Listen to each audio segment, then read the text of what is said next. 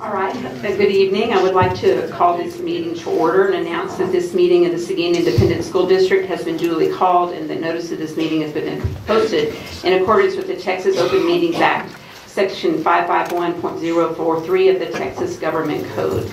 I do want to make note that we do have a quorum, and at present Mr. Jenkins is not present.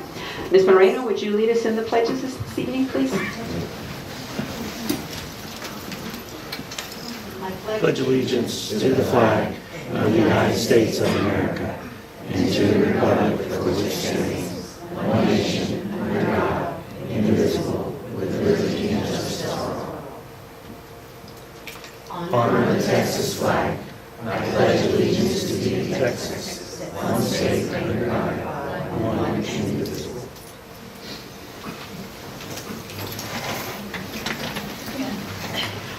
We'll take a few moments for a moment of silence.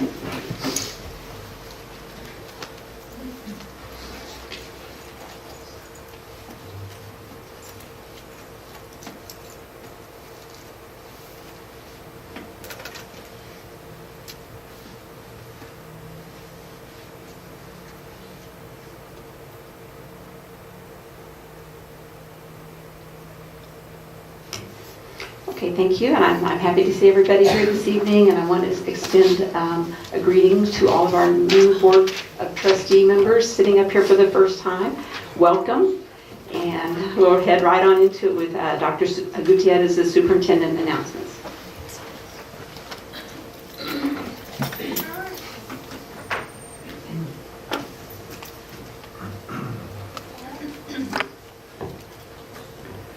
Good evening, board members, again, and Seguin ISD community. Great things continue to happen in Seguin ISD, and I'd like to share a few examples from around our school district. First off, congratulations to the Lady Matador volleyball team for going undefeated in District 26-5A with a 16-0 record and a district title. The team made it past the by-district round of playoffs before the regional quarterfinal match against Dripping Springs. I'm extremely proud of these young ladies and their coaches for a very outstanding and successful season.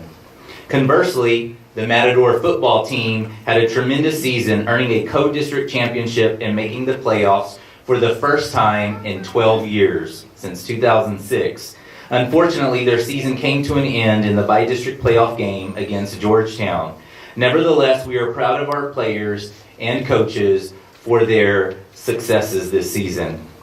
The Matador football and volleyball team served as a source of pride in the community this fall, and I would like to thank our Seguin Mayor, Don Kyle, for recognizing their efforts. Mayor Kyle selected both teams to serve as Grand Marshals in the Holiday Stroll Parade that starts at 6:30 p.m. on Thursday night. I hope that you have an opportunity to be there to support them. The annual Holiday Stroll Parade starts at College Street, down Austin Street, and concludes downtown at Wells Fargo. A big thank you to the City of Seguin for honoring these students and their coaches.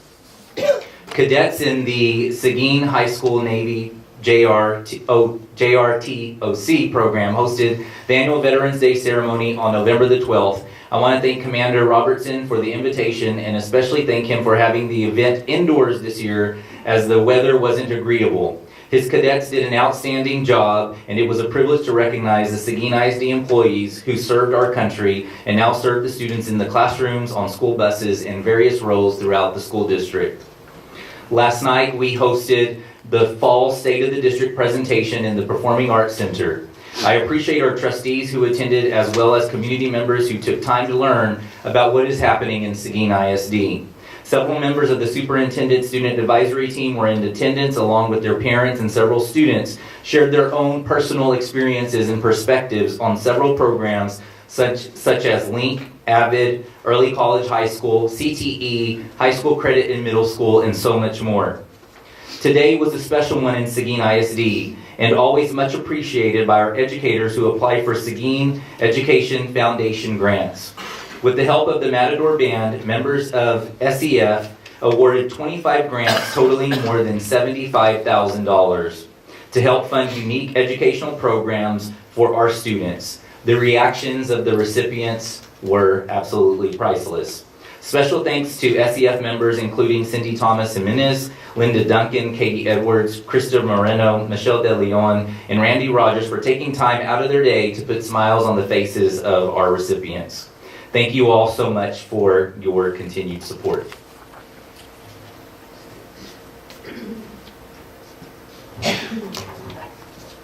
Forgot a couple of things. Tonight it is a special privilege to honor and recognize the Superintendent's Mission Award recipient for November.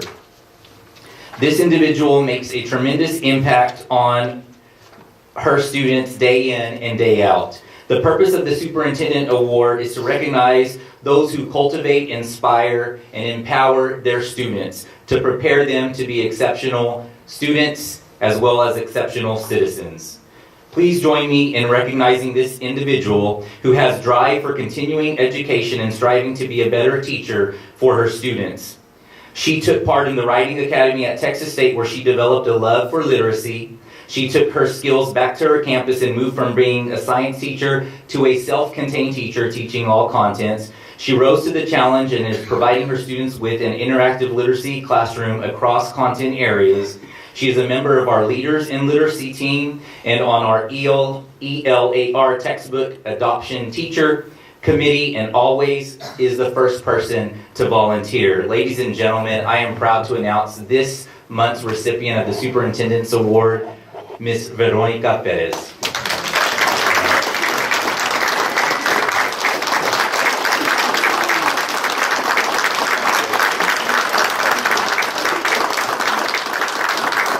And with us tonight are her parents from Houston.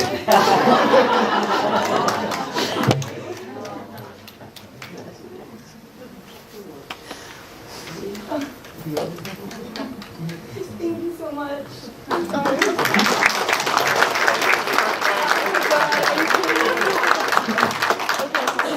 Anyone have a tissue or a clue? There's some in the room in there.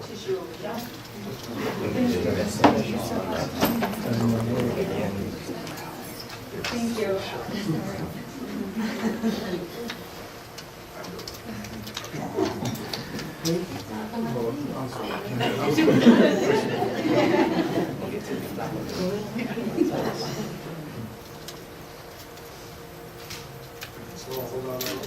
We'll go to the middle.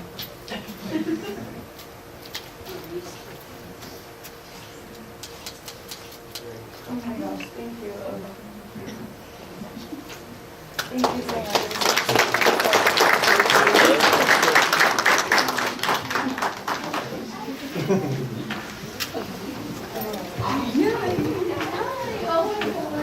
Congratulations.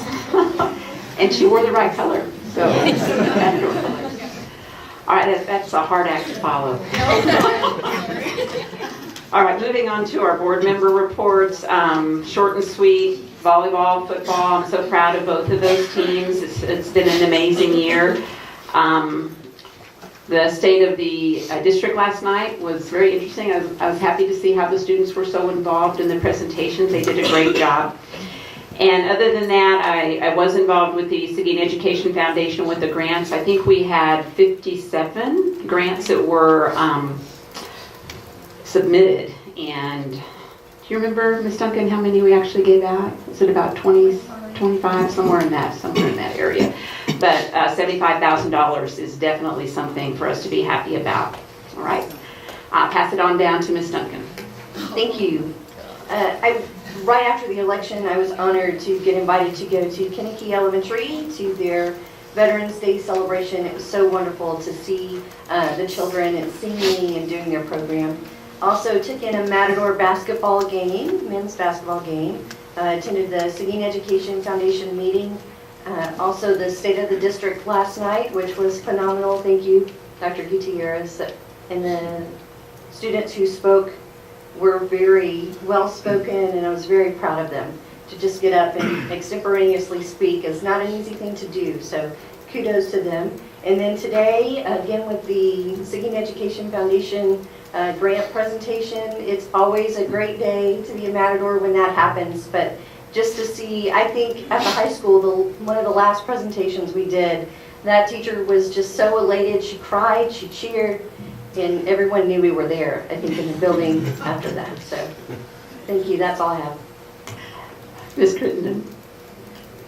I feel like a slacker. I don't think I've attended anything as a board member yet, just as a parent, but I did get a chance to work in the concession stand at the playoff football game, and I just want to say what a well-oiled machine the entire sports booster program is, and all the people that work in there, and I was really impressed, and I look forward to doing more things. Ms. Romdorf?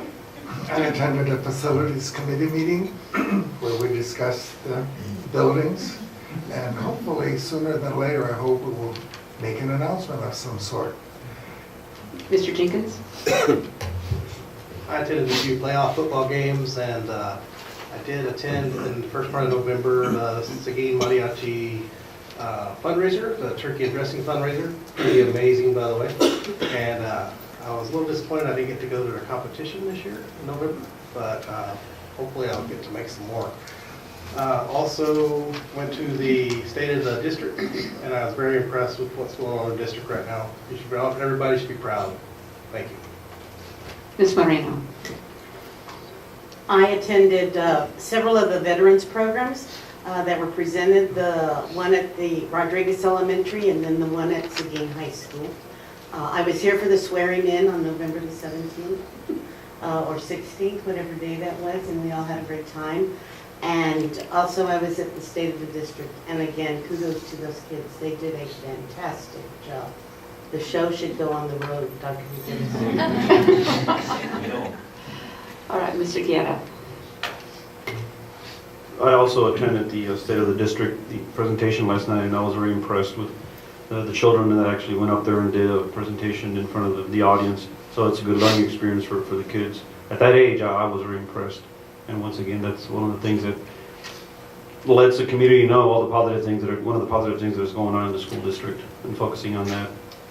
I also attended the playoff games, the football games. The kids played their hearts out, and they still ended up with a real successful year.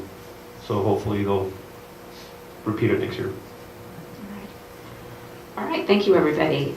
Moving on to item 2, which is a recognition and campus presentations. We're going to start off with 2A, which is a high school recognition, and Ms. Denise Crittenden is going to present that. It's my pleasure to introduce tonight's featured campus, Seguin High School. Mr. Hector Esquivel serves as the Seguin High School principal and would like to highlight accomplishments made by the students and staff of his campus.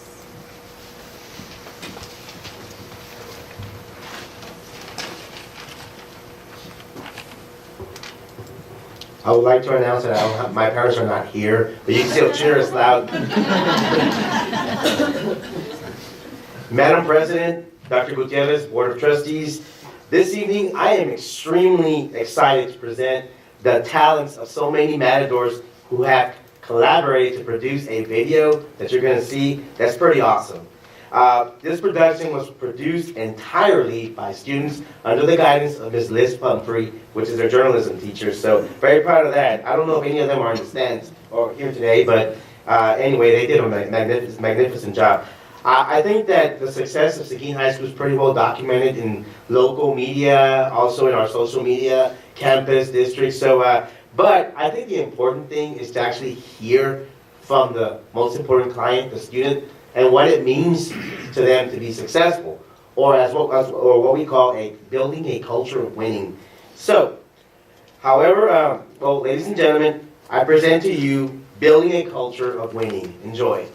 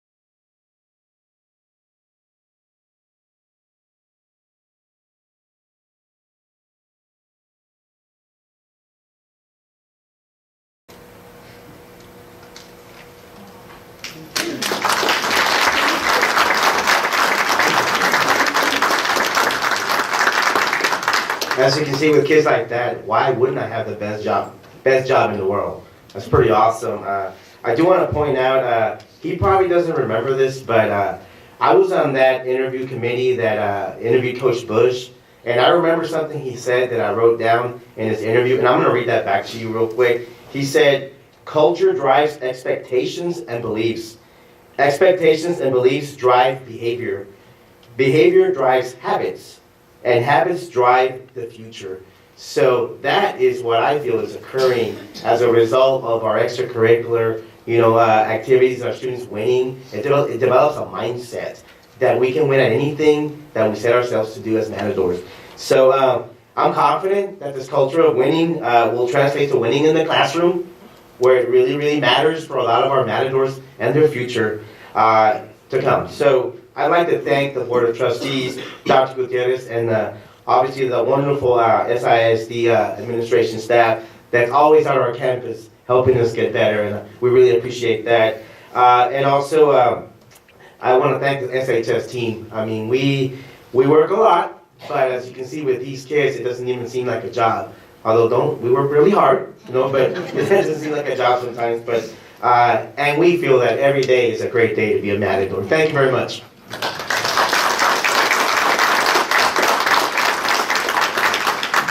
Any questions? I just want to say I might need one of those tissues. That was very moving, and I do want to extend, probably for the entire board, our appreciation to you, your staff, all the administrators over there, because really wonderful things are happening at the high school. And those of you, many of you board members, I believe, are on the Seguin 13 committee, so kudos to all of you for helping to get that new high school built. It's made a huge difference in the city. Anybody else? I'd like to say that video, I hope it goes out on social media. I would like for everyone to see that. Tonight or tomorrow morning? Thank For you. sure. Thank you. And again, I just want to echo what our board president stated as far as the staff working hard. The staff at the high school has really gone above and beyond this year in the classroom to make sure that the winning occurs beyond the extracurricular activities.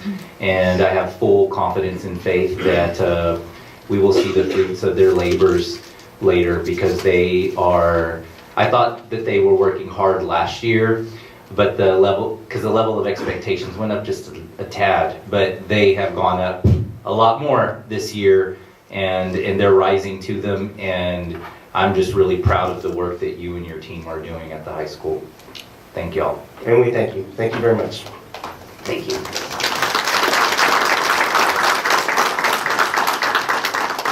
All right, moving on to item 2B, we have the recognition of the Matador Award of Excellence for the first quarter, September, October, November. So, Ms. Whitman. Good evening, President Jimenez, Dr. Gutierrez, new members of the board and returning members of the board, welcome. And the winning doesn't stop with the students. The students wouldn't be where they are if we didn't have dedicated employees and many, many, many behind the scenes that make this district work and make it work very well. Tonight, we are recognizing some of our support staff through the district as the Matador Award of Excellence winners for the first quarter, which is September, October, and November. So 2 of the 4 could not be with us tonight, but their supervisors are here to at least give you a short glimpse of why they were selected. So first, we have Marie Rodriguez, who is the secretary at AJB Middle School, and her supervisor, Amber Gonzalez.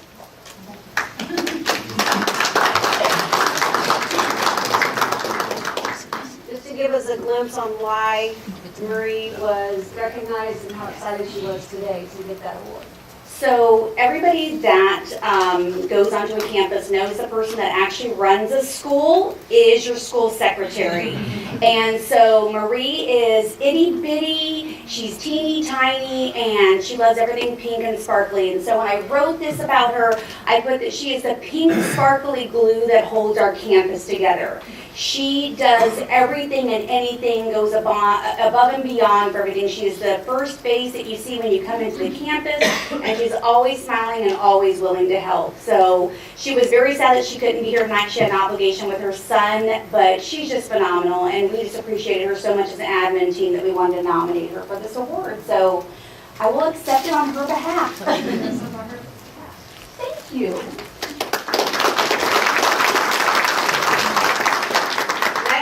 transportation department, our kids could not get to school and get home safely without dedicated employees. Mr. Frank Salas has been with the district for many, many years. I think has been driving since 2002, I believe. He also had an obligation tonight, but Ms. Fiorigny, the coordinator of transportation, will say a few words.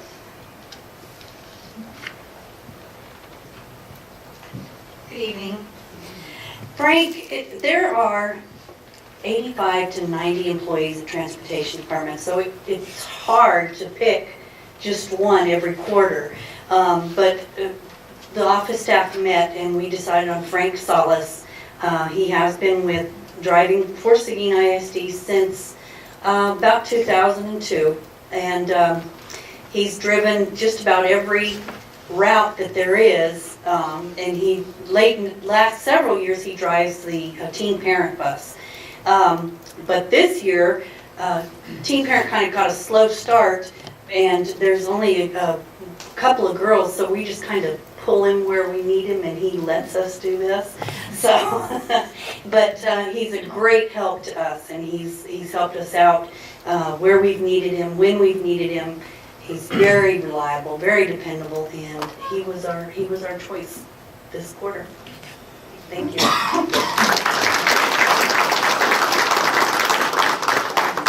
Next, from our maintenance department, we have a very, very talented electrician. Quiet, but talented. And Mr. Greg Avery has been with us just for a few years, but he has taken this role very seriously and keeps us very safe. So we have Mr. Greg Avery here tonight.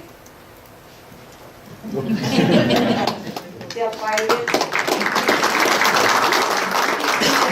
And the supervisor's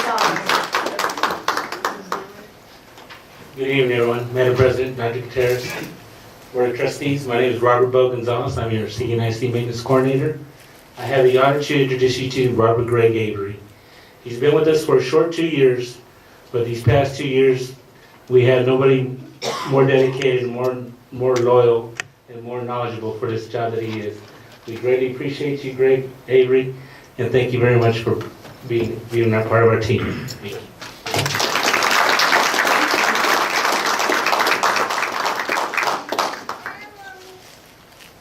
Last but not least, from our food service department, we surprised an individual who was recognized back in 2012, I think, so it's been several years, but again continues to go above and beyond.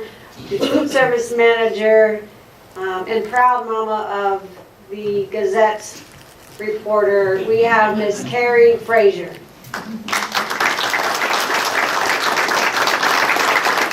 Supervisor Jacob Galvan.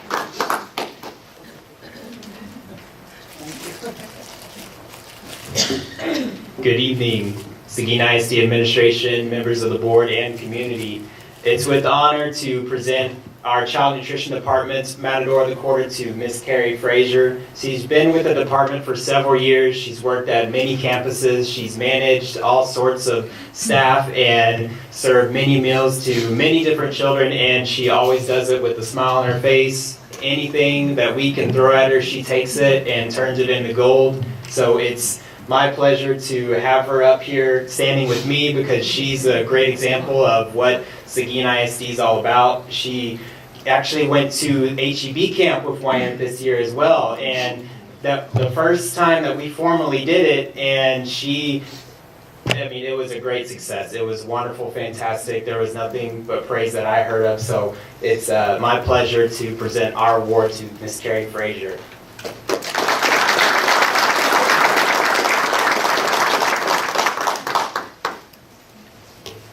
Thank you all and congratulations. Well deserved.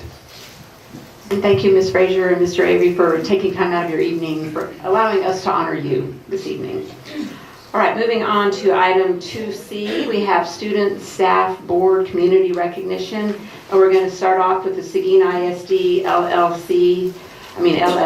which is Learning and Leadership Services Department. Mr. Schmidt.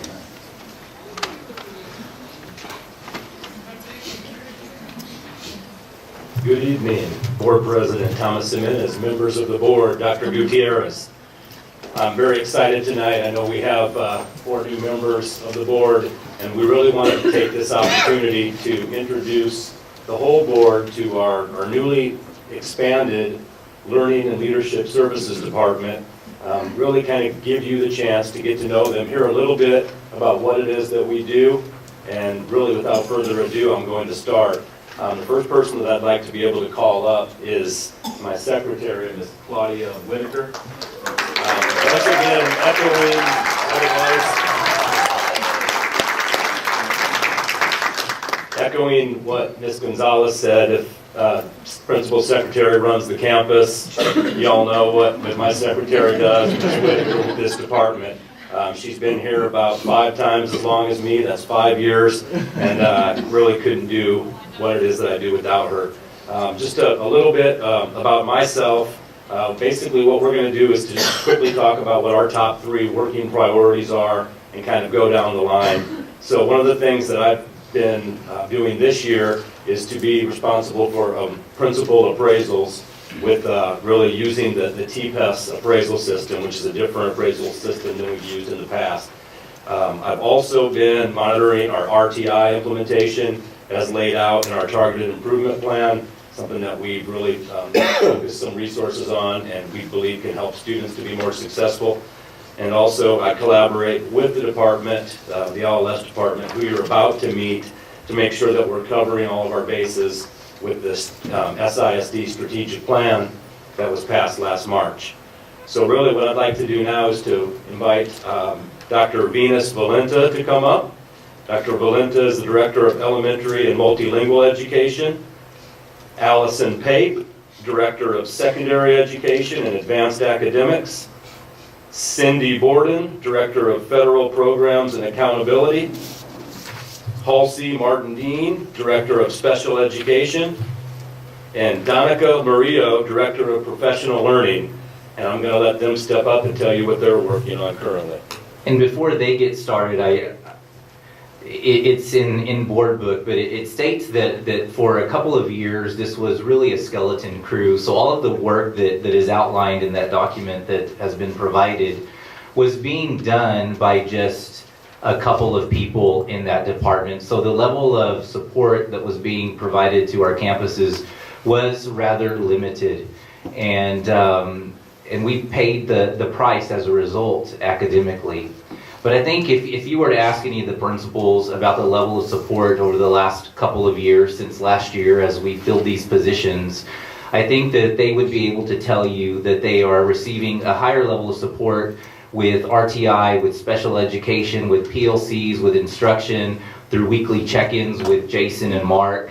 I think you could even ask teachers because the support gets down to the teacher level as well. We're very thankful to have support from content coordinators this year in all subject areas, English language arts, science, mathematics, and social studies. All of those are tested areas and in positions that you would find in a district this size to provide that support for the level of accountability that we have from the state and federal government.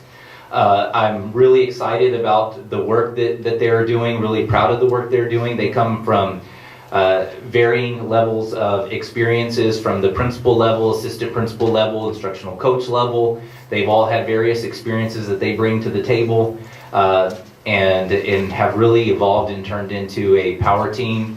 And I'm really proud of the work that they're doing. And we felt that it was a perfect opportunity now that this entire group is in place for them to be introduced and share a little bit about the work that they're doing.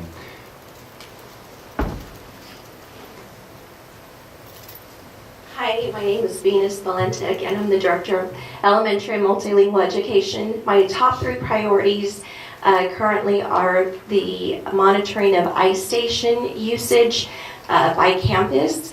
It's a monthly assessment that we can take a look at and see the progress through students through the tiers, through a tier 1, 2, and 3 level.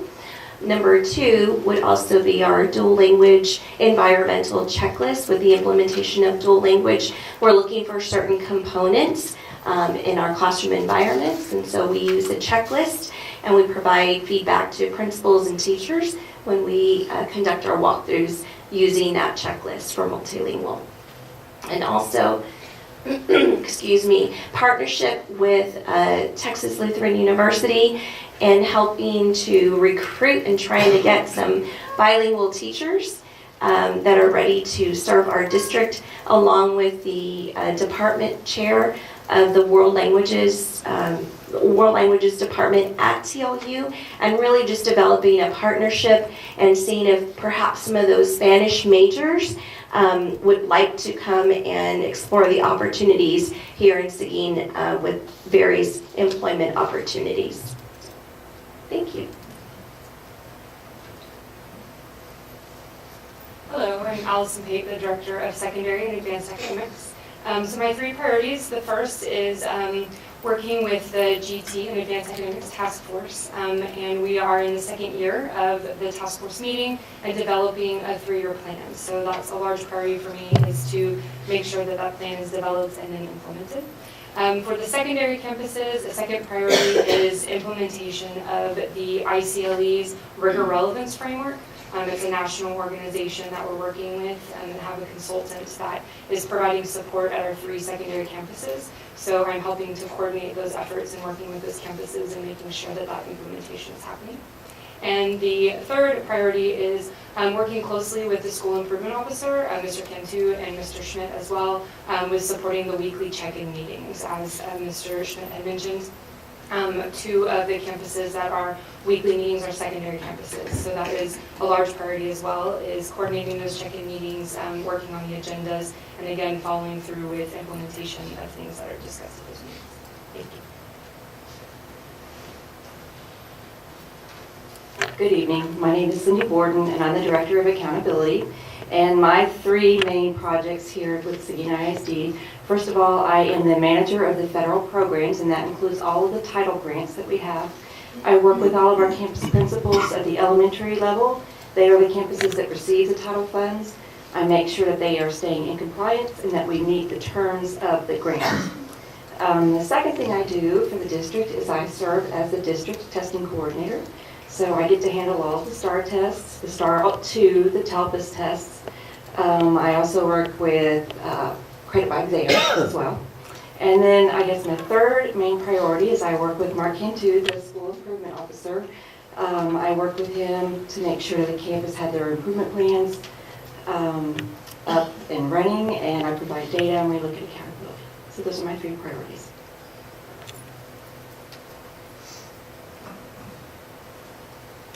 Good evening. I'm Halsey Martin-Dean. I'm the Director of Special Education. And my team and I are working on many different projects right now, but our priorities are improving instructional practices and programs across the district, ensuring we have cohesive programs on every campus available to meet student needs. Our second priority is to improve the capacity for our leaders to understand and supervise our special education programs. There's a lot of rules and regulations that we have to be mindful of. And our third priority is to focus on, I lost my place, increase our compliance with our state and federal regulations and ensure that we're meeting all these rules and regulations for our students. So, thank you.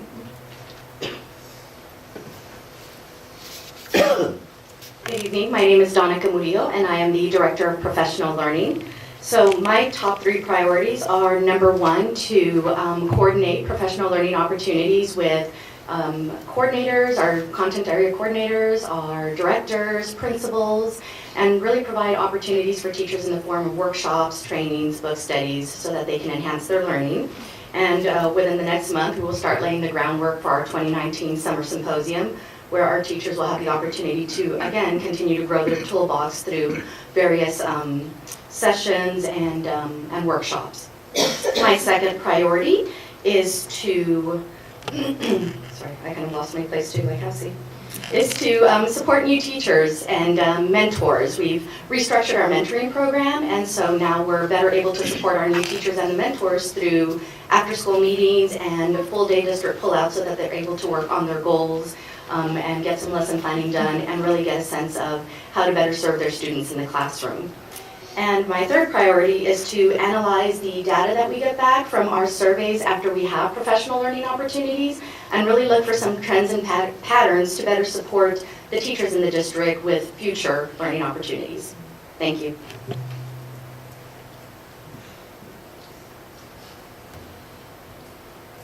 I'm back to introduce some very important people that we work alongside with, which are our coordinators. And so I would like to invite Andrea Jaramillo and Elisa Carter. And one more person, Victoria Luna. Just going to tell you a little bit about their titles. Andrea is the ELAR and multilingual coordinator, so we work very closely to oversee the whole entire multilingual program, as well as her focus on ELAR. Elisa Carter is our pre-K through 12 math coordinator, and Victoria Luna is actually our multilingual LPAC district clerk. And so all the information that we have gathered for data for ESL and bilingual students have to be entered, and she actually does all of the input in our system, our computer system, because that's very important because it leads to impacts accountability and funding. So, Ms. Luna.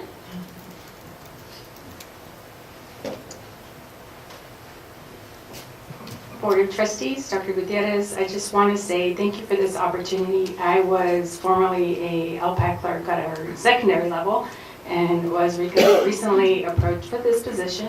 And I just want to thank you for the opportunity. I am learning so much, and I see more of the day-to-day, and I really enjoy my job because now I get to expand and meet so many people at all of the campuses and work together as a team to support our students. So thank you so much for this opportunity.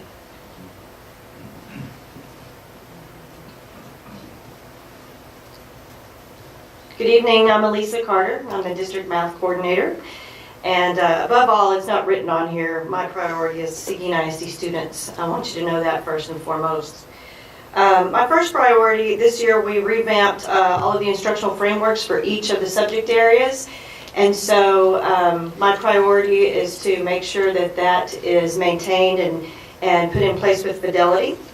My second priority is the implementation of Imagine Math, which is a technology that we use within the math time or the math workshop, and we use it in small groups. We use it for RTI, and we also use it for extension.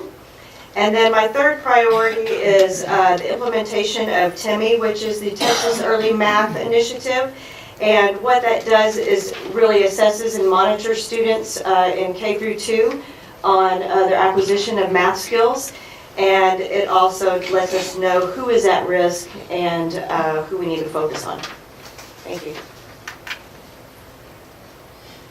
Hello, I'm Andrea Jaramillo. I am the multilingual coordinator, pre-K to 12, and the English language arts coordinator, pre-K to 5. So I work with a vast variety of people. For multilingual, my top 2 priorities are, I really work with growing the capacity of our dual language teachers and our ESL teachers at the secondary level. Currently, we are meeting with them monthly to give them targeted professional development and growth.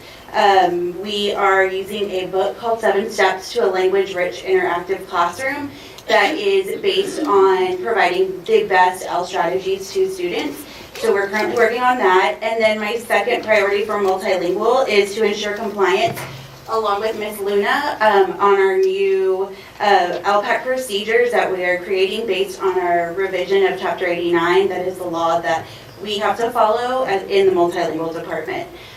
For English language arts, I'm actually going to call up Allison Williman because she's my second half, so we have to be together. And so I'm very thankful that we have hired a secondary English language arts person because I was going crazy last year. And so we've been working on just a couple of things with English language arts. The first thing is our Leaders in Literacy task force, which we are very proud of. Each and every teacher in that group has decided to work together to cultivate a love of literacy on their campus. We also have started an initiative called #Seguin Reads.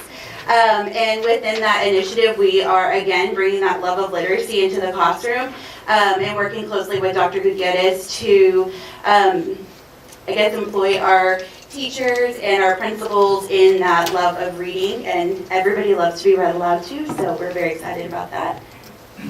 We also use the hashtag Seguin Reads as an opportunity to give more strategies to teachers. So our the first event that we used Facebook Live. Dr. Gutierrez read a story the night before school.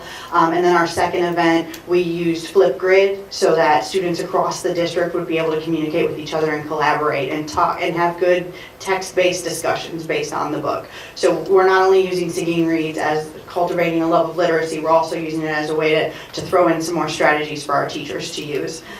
So like Andrea said, my name is Allison Willem and I'm the secondary ELAR coordinator. And some of the other things that we're working on is we are supporting the implementation of purposeful planning and balanced literacy in our PLCs, because reading and writing do go hand in hand.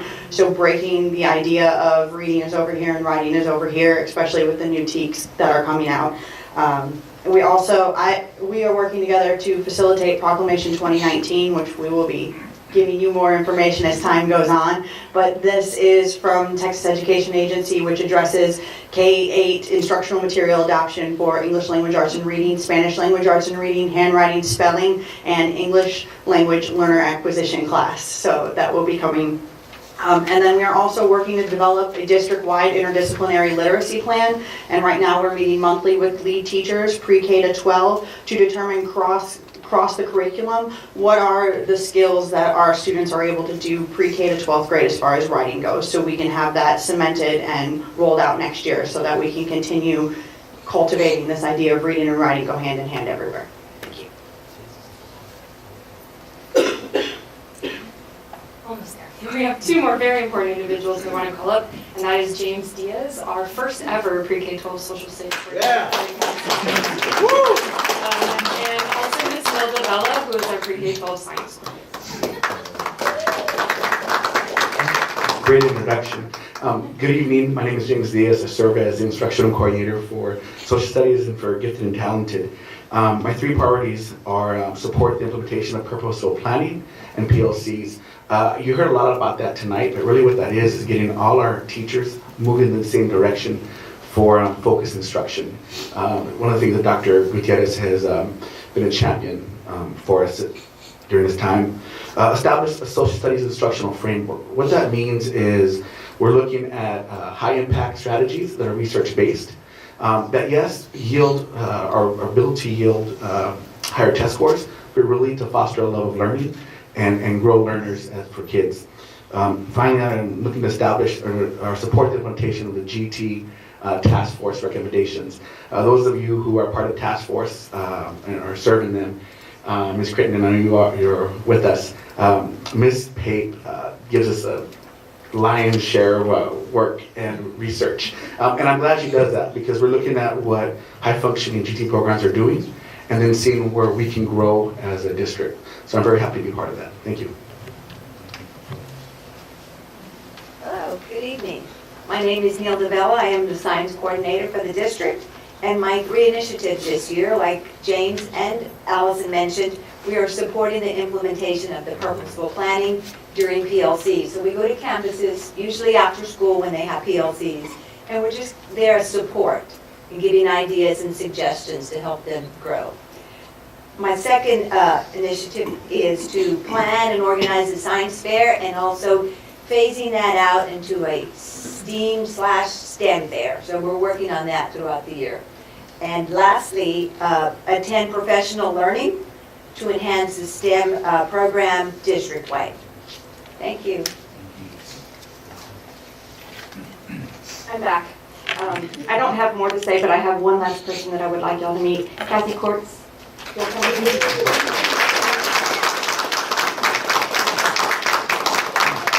serves as not only my secretary, but she also helps out with the rest of the department, and she keeps us in line, she keeps us on time, and she gets everything entered in the computer, and we couldn't do the work without her. Thank you.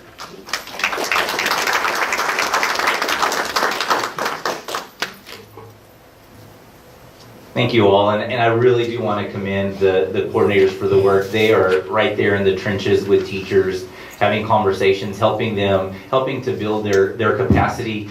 And these are just their priorities. This is not an all-encompassing list of their job responsibilities. These are just the things that they are focusing on right now in this point in time. And many of these would not be priorities if these folks weren't here. So I certainly thank the board for their support and allowing me to build this team with Jason so that we can meet the needs of our very diverse population of students. Thank all of you for showing up tonight and giving us this little glimpse of what you do. And Mr. Schmidt and Dr. Gutierrez, it occurred to me while they were all speaking that perhaps our new board members may need a cheat sheet of acronyms.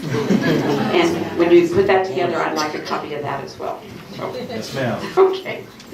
All right, moving on to still in item 2C. We're going to take some time right now to recognize Mr. John Holt. Last month in October was his last regular school board meeting.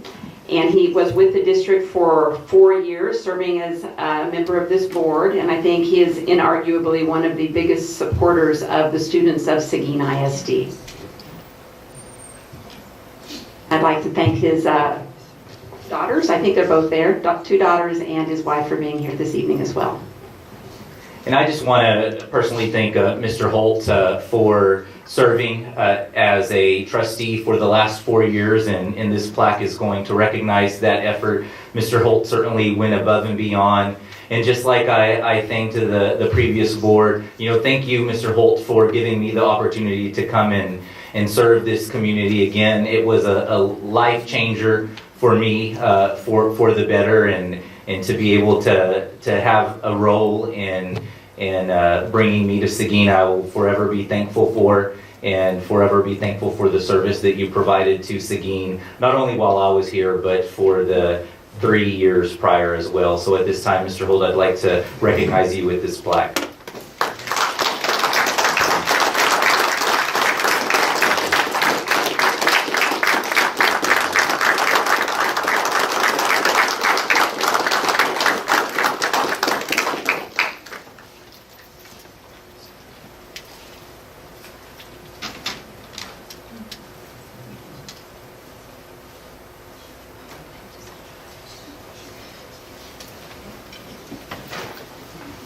And at this time, I think it's a wonderful time for us to take a short break. So we're going to adjourn for 10 minutes. We have cake over here and some refreshments. So we can all visit with Mr. Holt and his family.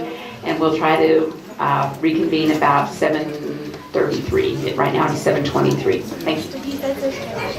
All right, if I could ask everybody to reconvene here in a moment.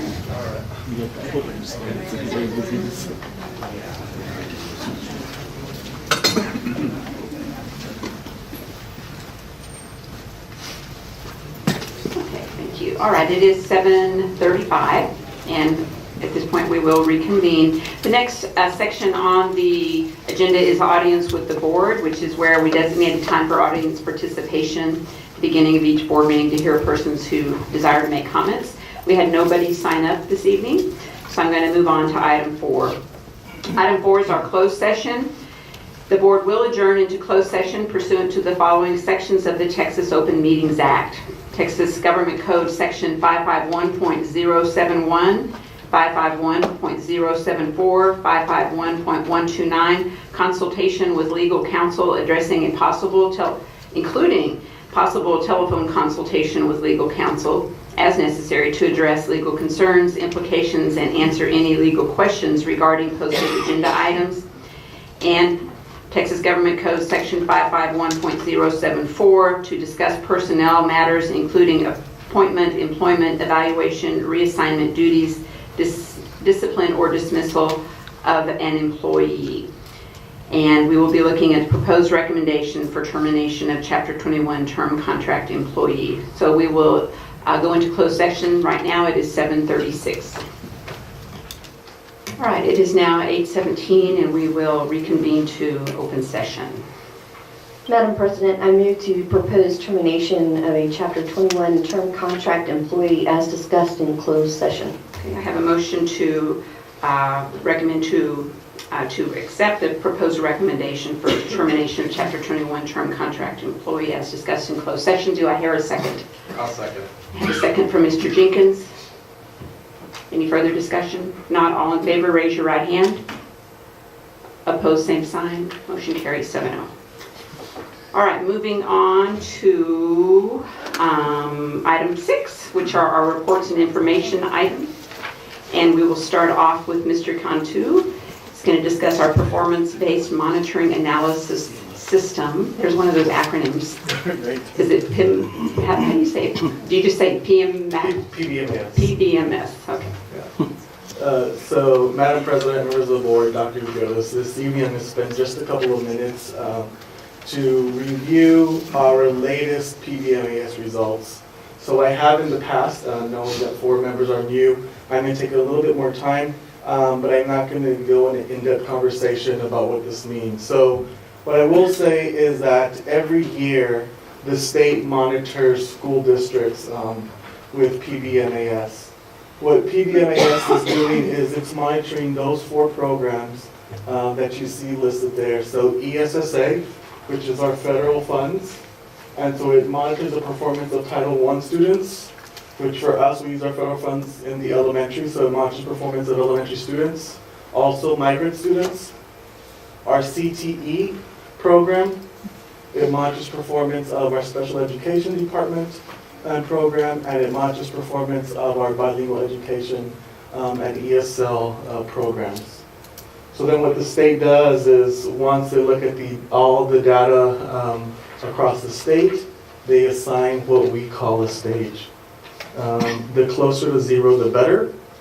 You're going to notice later on when Ms. Dean shares her performance data that the calculations are very different and they vary. So we could spend literally 2 hours talking about calculations.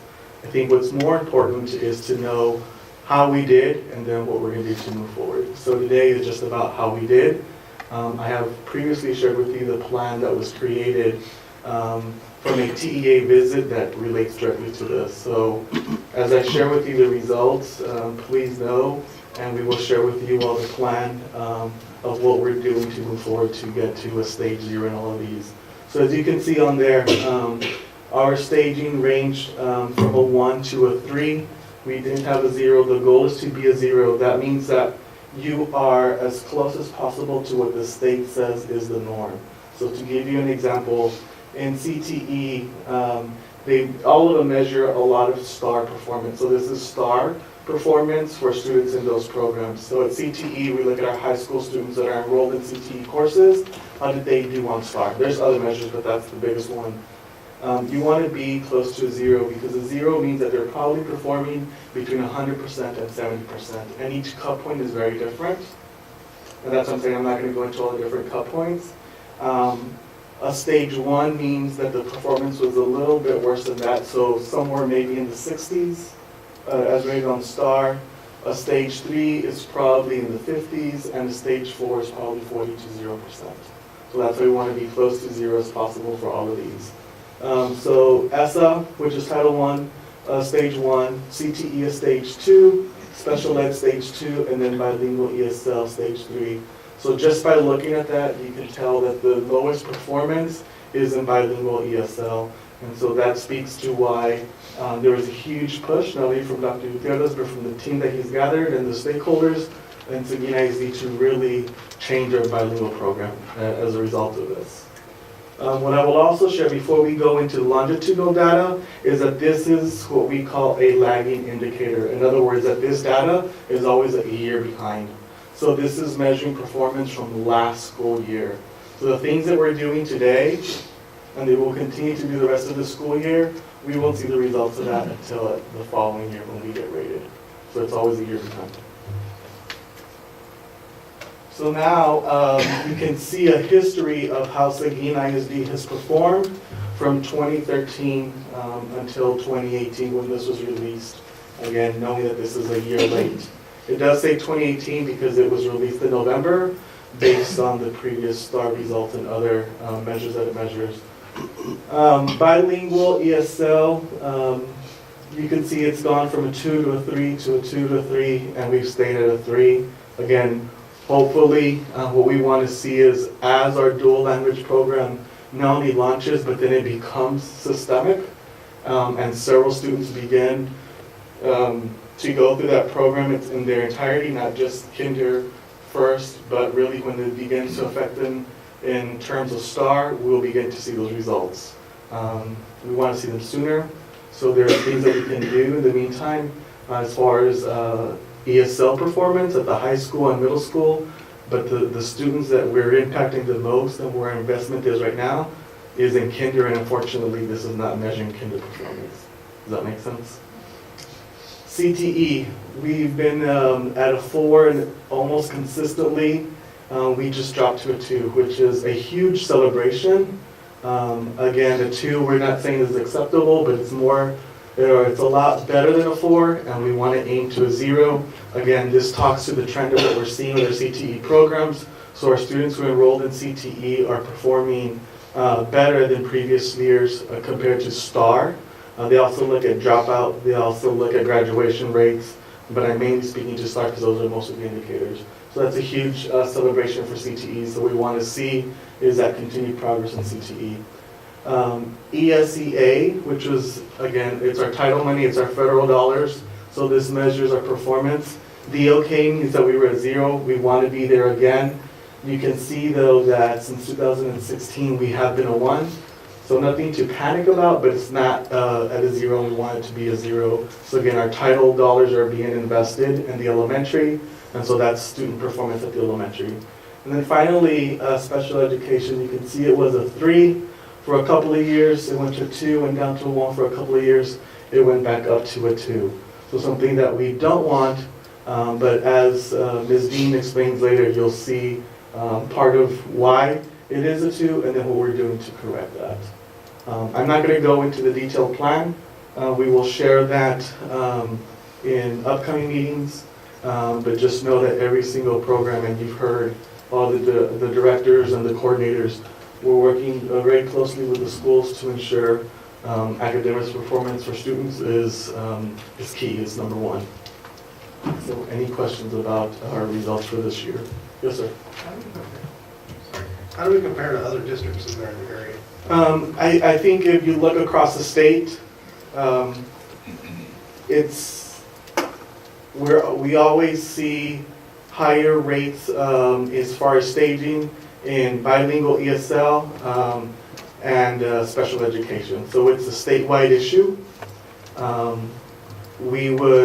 What I can do, which I think is helpful just to kind of get a sense, is show you a comparison with Region 20, Region 13, and then where we are.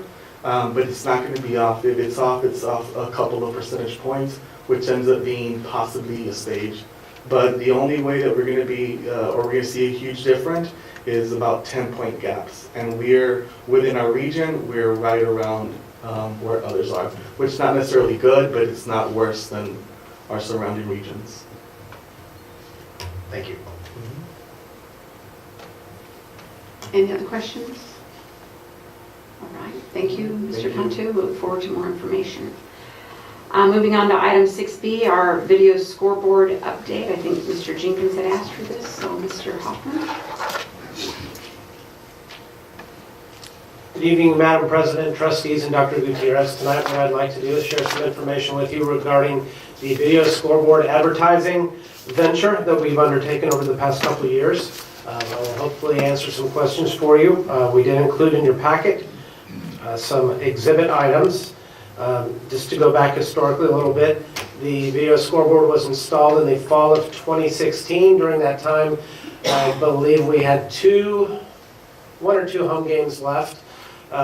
So at that point, Mr. Lewis and our journalism students quickly learned how to use the equipment, and we've been using it for home games, both varsity and sub-varsity ever since then. Part of the deal in purchasing the video scoreboard was that the district would utilize Nevco, the scoreboard, the scoreboard company that built and installed the scoreboard. The district would use them, their marketing and sales department to sell advertising for the video board. We worked with them closely for several months, and we came to realize that it was going to be difficult for a company headquartered out of Illinois with a marketing sales team in Georgia, to sell advertising in Seguin. So at that point, we worked closely with them to get out of that deal so that we could take over the marketing ourselves. We felt at the time that the marketing packages that were put together by the company were overpriced, and that we did not think we would be very successful in getting money back to offset the scoreboard. So we undertook it ourselves, and it's been a learning experience. I've never done advertising sales before, but it's something that has kind of taken a life on its own. We started, as you can see, with creating a rate sheet, and that's the first exhibit. We did one for the 2017-2018 school year. I think some of our packages, our advertising packages, again, were a bit high that we had come up with. And you can see in the spreadsheet that's probably true. So we came back in 2018 and 2019 and came up with what you see on the rate sheet, with an A game, which would be the homecoming game. That includes video and static advertising for $3,000. B games would be the remaining district home games, again with video and static ads for $2,000. And then a single game business package for essentially 2 10-second ads, minimum of 2 ads. We've always over-delivered for $125 for 1 game, and then multiple game packages at $100 per game with a minimum of 2 games. And those last 2 items on that rate sheet seem to be the most popular. Second exhibit would be the spreadsheet showing our advertisers and money that has gone in and gone out over the past 2 years. You'll see during the 2017-2018 school year, essentially we had $3,400 come in through advertising on the video scoreboard. $380 was for the installation of the GRMC logo, lighted logo, up in the upper left-hand portion of the scoreboard. And the $1,000 was money that we had asked that they provide us in kind for to cover that installation cost. 2018, 2019 was a little bit more, I don't necessarily want to say lucrative, but we did have more interest this year, I think, because of our price structure, reevaluating that, and then doing much more outreach in order to solicit advertising from local businesses and organizations. Just to give you an example, we did include an exhibit which is essentially a cover letter that accompanies the rate sheet that went out to businesses. It's purely coincidental that Heath Anders is in the audience tonight, and I just happened to use his letter as a sample. But anyhow, we personalized letters to 41 businesses that were mostly sent out through snail mail. Some were emailed out to businesses who came and followed up and wanted additional information on advertising opportunities. So the next exhibit, following the letter, shows the businesses that we contacted in 2017, 2018. That's a total of 14 businesses up on the top of the page. And then starting this summer through, essentially through last month, we mailed and emailed a total of 41 personalized letters along with the rate sheet to the businesses that you see listed on the page. We also provided information on social media in the district website on advertising opportunities. We marketed that way. We did get some of the businesses who saw those, essentially ads for advertising. So they saw those and contacted us and essentially purchased ads for us during the games. So that worked out as well. I'll entertain any questions. Mr. Jenkins. Well, Mr. Hoffman, thank you for bringing this board to board. There's many people in the community that ask me about this, especially going to away games and things like that, where I see the scoreboard not as not as huge as ours, of course, but sure. But the quantity and quality of the ads that are on there, and they're asking where ours are. Mm-hmm. And I have to ask that same question. Where are our ads that are going to pay for this scoreboard supposedly? So. Mm-hmm.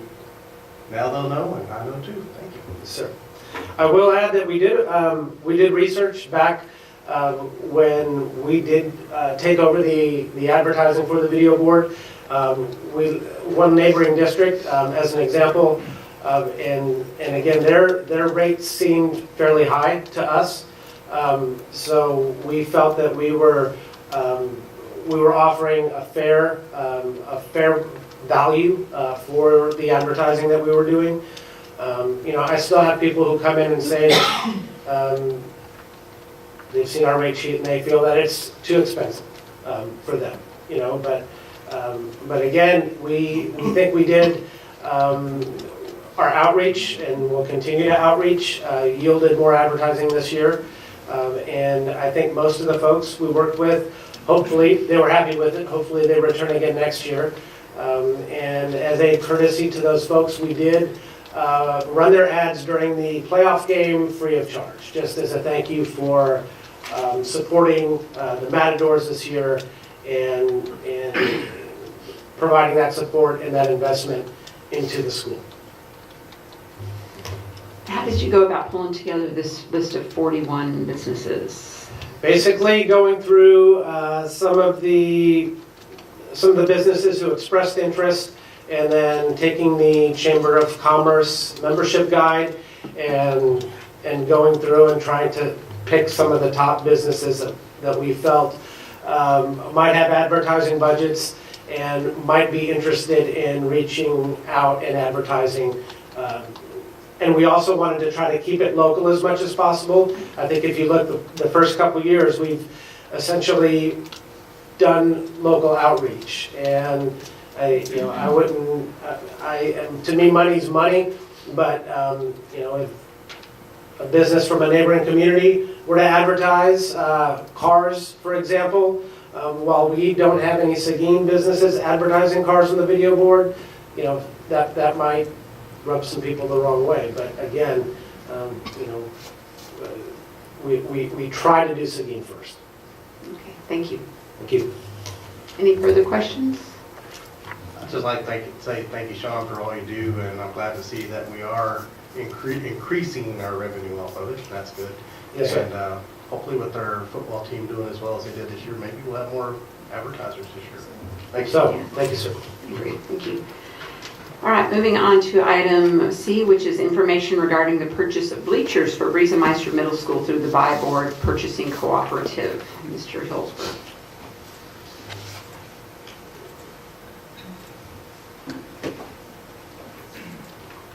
President Jimenez, members of the board, Dr. Gutierrez, this is just an information item. Mr. Pizzani is not here this evening, your Director of Maintenance and Operations.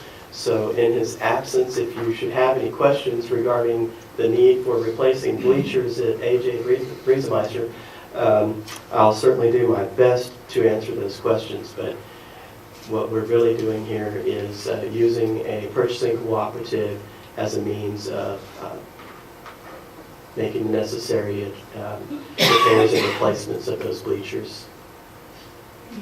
Can you tell us when those bleachers will be going in? No, I trick really question. can't. Okay. There's not a guarantee right now, Okay. but I know they're trying to push that as fast as they can. Right. But we don't have a definitive date as of the last time I spoke to Mr. Bazania, Okay. which he may have a date right now, but actually, Ms. Whitman, would you by chance know, have you guys talked about that? No, not on the timeline. Because it was a critical issue that I know he was addressing, but at this time, I do not know exactly when they're planning to install those. Okay.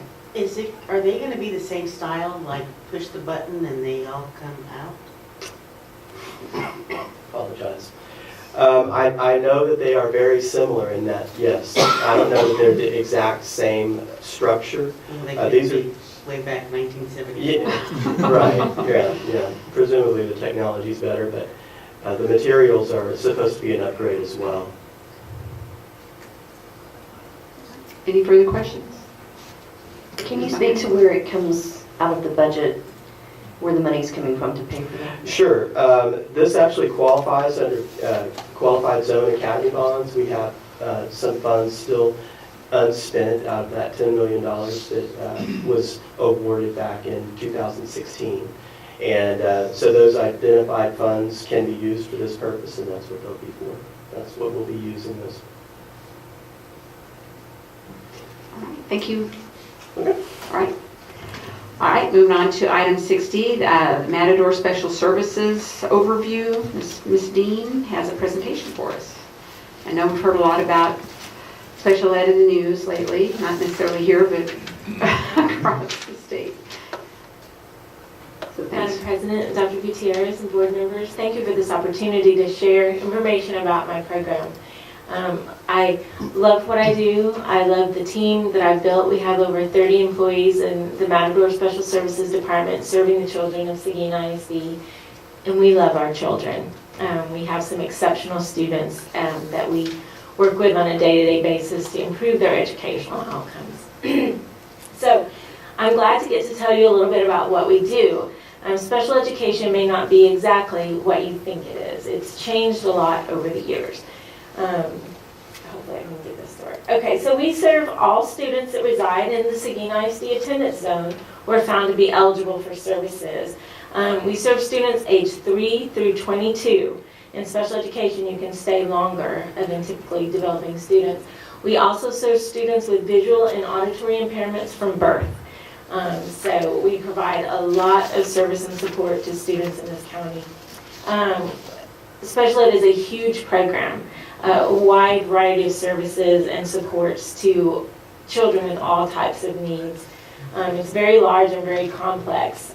We meet the individual needs of the student, and that's a challenge on a good day. So, our instructional programs include inclusion support, serving students in the traditional classroom environment, resource, essential academics, which is what used to be called life skills classes. We focus on academics for all students, so we call that essential academics. We have behavioral units. This year, we've started a transition class for students that are entering the world of work. And we have a student in residential placement. We also have teachers that provide visual supports and auditory supports to students. We provide all types of specialized therapies, including speech therapy, occupational therapy, physical therapy, counseling. We support parents in the home with in-home training and parent training on different types of disabilities. We provide individual assessments to any student that may have a disability residing in our zone so we can determine their need for services and supports. Once a student is found eligible, through the assessment process, we meet on a team called an ARD, which is the Admission Review and Dismissal Committee, made up of general education, special education teachers, the principal, to determine what services that child gets in the school system. And the ARD committee develops what's called the IEP, the Individualized Education Plan, which is the guiding document for services for all students. Every student in special ed has this IEP, which is basically a legally binding contract that we write with a parent stating this is what we will provide to educate your child. there are more laws on the books to educate one child with a disability than, say, to buy a home. There are more laws regulating what we do in special education. We are highly legal, regulated programs, so it gets sticky sometimes. So it's very intricate and very legal, but our mandate in special education is to provide a free and appropriate public education to all children with disabilities.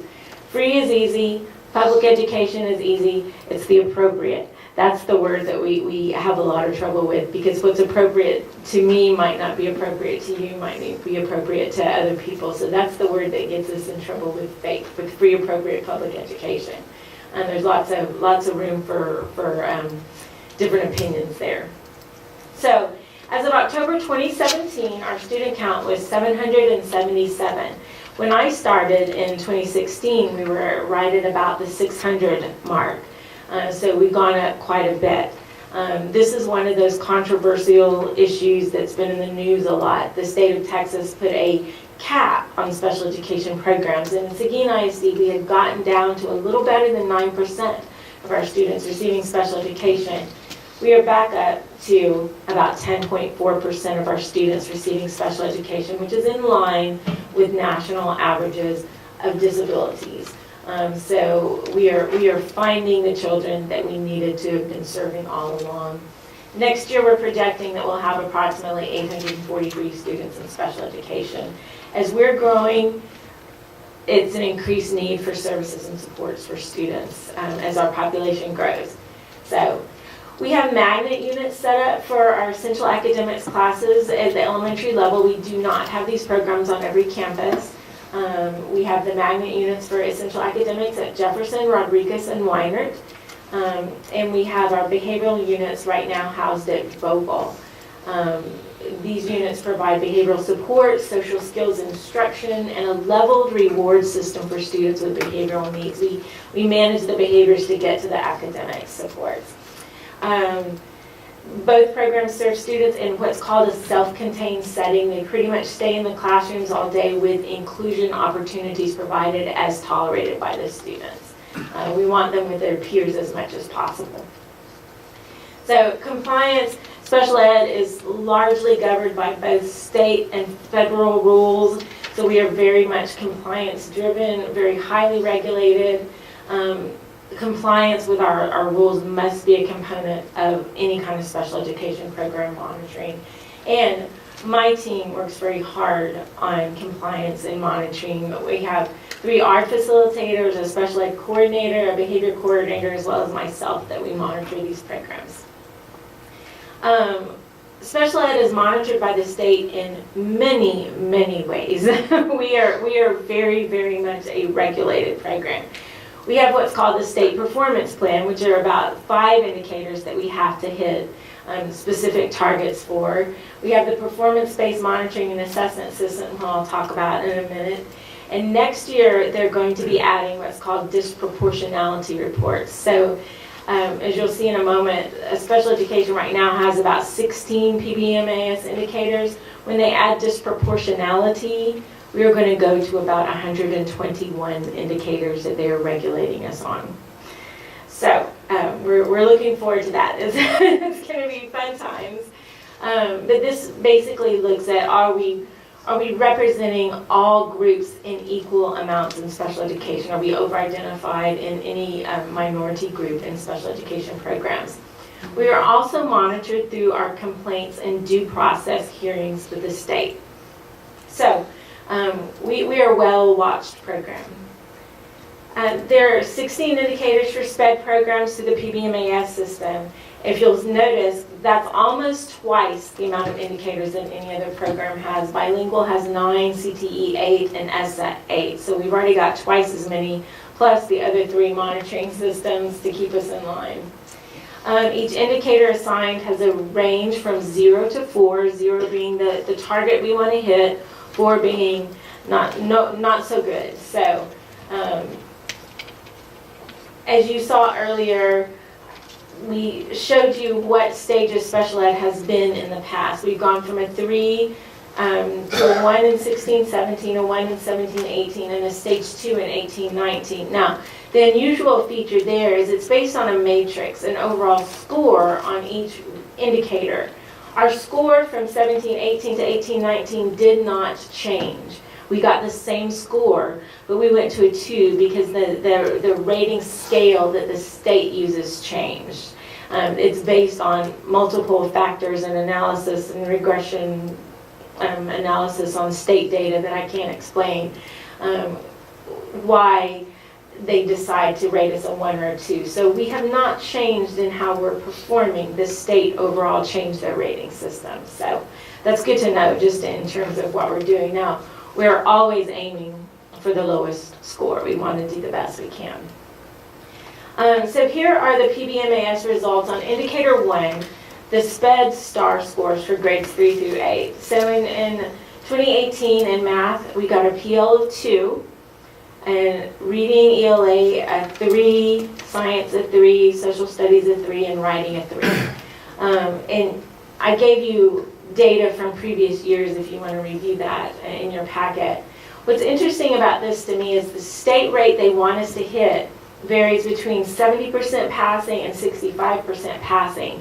And that's what our PL rating is based upon. But if you'll notice there in the state column, this is how the state of Texas performed in math. So Seguin ISD, we had 44% of our students pass. The whole state of Texas only had 49.2% of special education students pass. So we're not off that far from where the state performed in special education. Reading ELA, similar. We beat the state in a couple of areas there. So you can see we're performing on par where the state of Texas is performing. Special education is just a very complex program with a lot of issues and a lot of variance in student level. It is near impossible for one test to measure all students effectively. So that gives you an idea of how we do in our STAR scores. Year after exit is rated 2, we have no issues, and our exiting students are passing as well as other students, which is a great thing. The special education end of course, the high school passing rate, as you can see, we're 3s in all areas. In social studies last year, we made huge gains in special education. We went from a 14.1%, or from a 41.8% in 2017 to a 66.7% in 2018. So we got a 0 for required improvement. We improved so much in that area, they gave us full points on that. So we are working continually to improve our programs to ensure student success. But we are not far off of the state rate, if you'll notice that again. The other indicators, special education STAR Alt, they regulate how many students we have taking the alternate test. Special education has 1 alternate test that students can take. If you have severe cognitive disabilities, you can be assessed on a STAR alternate exam. We're supposed to have only 1% of our students taking this assessment. We have more than that in Seguin ISD taking the assessment, but we have more students with cognitive disabilities than the typical population. So that's accounted for. And we're going to, in all situations, do the right thing for a student, not based on what they tell us the number we have to hit. We're going to do the right thing for the student, even if it means a ding on an indicator. So the rest of the indicators, we're having no concerns with, no issues. There's a lot of them. There's more information in your packet. I won't go through each one individually, but if you have any questions, please let me know. Discipline has not been measured for the past 2 years. It will be measured next year. They've given us some previews of what's coming. We are looking at discipline right now in anticipation. Discipline, as Mr. Cantu said, these are lagging data. They're always based on last year. Discipline data is always 2 years old, which makes it a very difficult target to hit, because by the time you look at it, the data is 2 years old, and we've already moved on. So we're starting to look back at discipline and the new way they're going to rate it, and we'll have some information for you coming up on that. So, of course, our indicators of concern are our student performance on the STAR. We want our students to do as well as their general education peers if possible. Our STAR Alt 2 participation rate is higher. We want kids in the least restrictive environment possible, and we need to start looking at this discipline. But these are the areas that we're really focused on with programs. In terms of complaints and due process hearing, when a parent disagrees with ARDS, there are very specified ways that they can complain. And we have to give parents rights booklets to tell them how they can complain and what they can do about it. Fortunately, in Seguin ISD, in my time here, we've had no TEA complaints, and we've had 2 potential due process hearings that we have successfully resolved through mediation attempts, which I think is very, very positive, very good. So we are working with our parents to assist them in understanding the complexities of special education and working through issues and concerns that they have. Corrective action plan, there were 7 areas of noncompliance found. If we're talking about the indicators, there are thousands of rules. You pick up any given special education folder, the likelihood of there being one rule out of compliance is high. To be quite honest with you, we do our best to hit everything. The 7 areas were pretty major areas, and there's some areas we need to look at, and we're taking the time to do that very systematically this year. We're looking at making sure that we have our IEPs done annually, that we have an intensive program instruction available for students that do not pass the STAR, that the IEPs are implemented correctly as written, and that we do student progress reporting on a regular basis. We have measurable annual goals. So these are areas we address through a corrective action plan, and we are working very hard to ensure that these compliance items are in check. So in addition, we are a part of the targeted improvement plan that Mr. Cantu spoke of, and there will be a lot more coming about that and what our role is in the targeted improvement plan. In your packet, I've included more details if you'd like to read about that rather than go through it tonight. So, program improvements. This is the fun part. This is when I get to tell you about the great things that we're doing and we're excited about. So we've really been working to increase our staff development opportunities, to improve our program effectiveness, and offer more campus services and supports for the past couple of years. It's very important to me that my team not be in these offices during the day. They're on campuses, they're with teachers, they're with students. You won't find us in here during the middle of the day. So we have a special education task force made up of educators, parents, and community members that are looking at the special education issues and targeting the areas that we see need improvement. Reading and literacy for special education students is huge. Staffing patterns, building cohesive special ed programs throughout the district, and improved parental outreach are our goals for that group. We've increased our support to campuses. We've added program specialist positions that are designed to go to campuses to help teachers understand how to reach children, which I think has been very beneficial to campuses and students.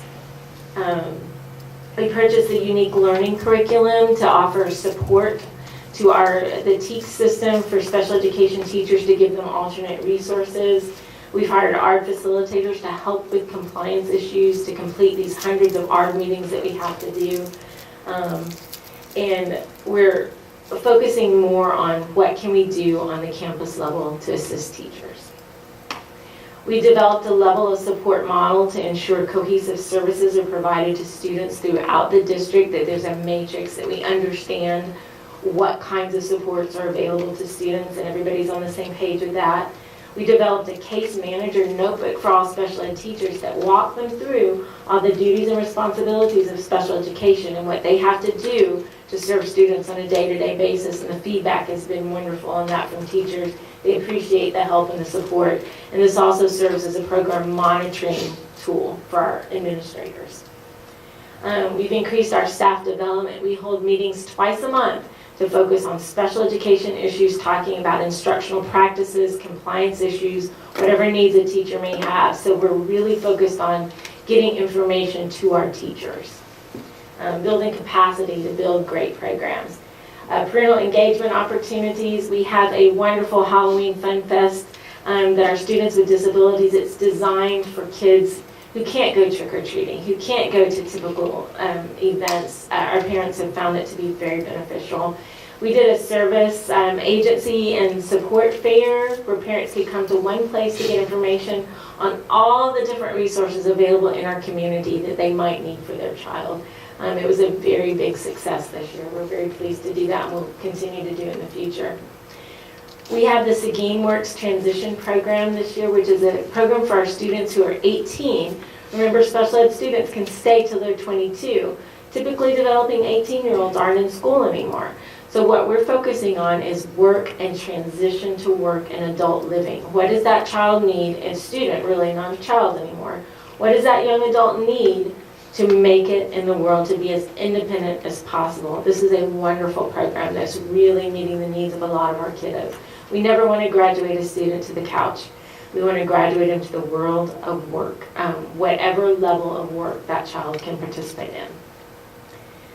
The Whole Child Learning Center, this year we were fortunate enough to get a grant for about $780,000 to start the Whole Child Learning Center at Ball Elementary to focus on our youngest children with developmental disabilities. This program is integrating technology and community involvement and parental resources and services, and it's just having great gains. We anticipate that we will be receiving another $1 million next year to run this program, so we're thrilled to do that. We partnered with Region 13 to conduct a staffing study to ensure our programs are staffed appropriately. And we're reaching out to Region 20 now that we're part of Region 20 to provide more staff development for literacy. We'd like to do a special ed program review. So we're really taking advantages of all the resources in the area to improve our programs. We just have so many ongoing projects and things we're working on. We never sit around and rest in special education. We're always on the go, and we like it that way. We've got a lot of kids to serve and a lot of needs to fill, and we're very excited. As part of our Seguin Works Transition Program, we have partnered with the food bank. This is a wonderful opportunity. It's been such a win-win.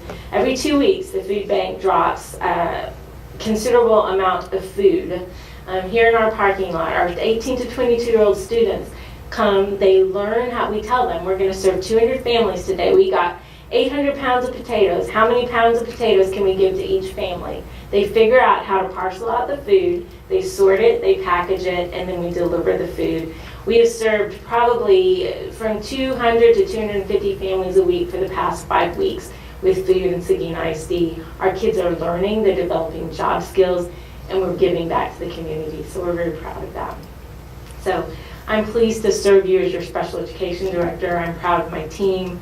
I'm proud of all the supports and services we offer in the district, so thank you.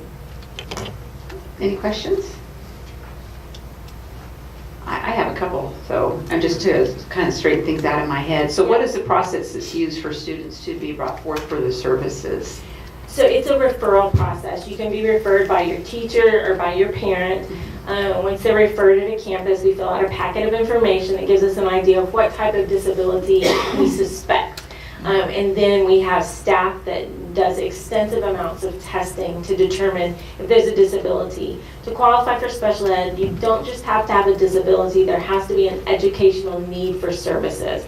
We have lots of students that have disabilities like ADHD, even mild learning problems. They don't really have a need for anything different. Accommodations will serve the child, and you can receive that through 504 or RTI programs. So not every child with a disability needs special ed.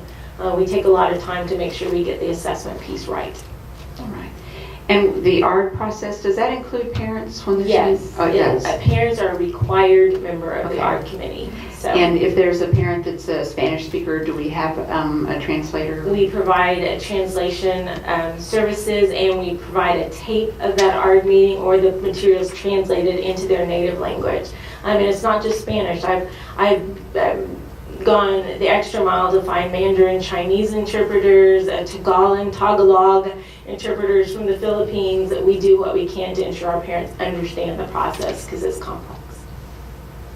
So these bilingual art facilitators, is there one at each campus, or is there just one for the district that travels? We have multiple translators. We have kind of a pool of translators that we can pull from. I have a bilingual school psychologist in my department, several bilingual speech therapists that we utilize, and then we have other people that we just actually sent to some training to be specialized art translators. Okay. So. And then the open house that you mentioned, is that the beginning of the school year? It was in September this year, and we had a festival. We had the children perform and show us some talents, and we had lots of parents, and we had all the agencies set up. Was this here? Yes. Okay. Yes. Right. It was here in the building. And then just one last thing, if you can remind me, the Whole Child Grant, who was it who provided those funds? Texas Education Agency. TEA, It's okay. TEA. It's a flow-through grant from the federal government. And next year we're hoping for $1 million. We are eligible to renew that grant for up to $1 million for 1 year, and we are on target with meeting all our project goals at this point, so we really think we're viable candidates for that. And how many kids, how many students are you serving in that program? We have about 50 students in that program right now. That includes about 10 non-disabled peers. We wanted some peer models, some non-disabled peer models. That was part of our grant, our innovative program, to show typically developing language skills. Our little ones learn best from their peers, and that's the reality. So we've got lots of peer models in there to help work with our students. It's a benefit to everybody. In one of your slides, you talked about your behavioral units, and you talked about essential academic class and functional academic classes. Are essential academic class students, are those the ones that are being mainstreamed? Essential academics we've got some students that are working on very basic level academics, and some students that work on a little bit higher level academics. So it kind of differentiates, and we're really, Seguin ISD is at that point where it depends year to year what students we have in each group. Well, we may not have a class that makes every year for a functional class. We try to match students based on need, if possible. So they're self-contained then? They're mostly self-contained, yes. And an essential academics class can be a student that's nonverbal, very severe to very high functioning. So there's a wide range of student levels in the essential academics. And what do you try to keep class size to on classes like that? It totally depends on the need of the students. You can have, sometimes you can have one student that needs 2 adults that work with them all day. Sometimes you can have 10 students to a teacher and a peer, a professional. So it totally depends on student need, and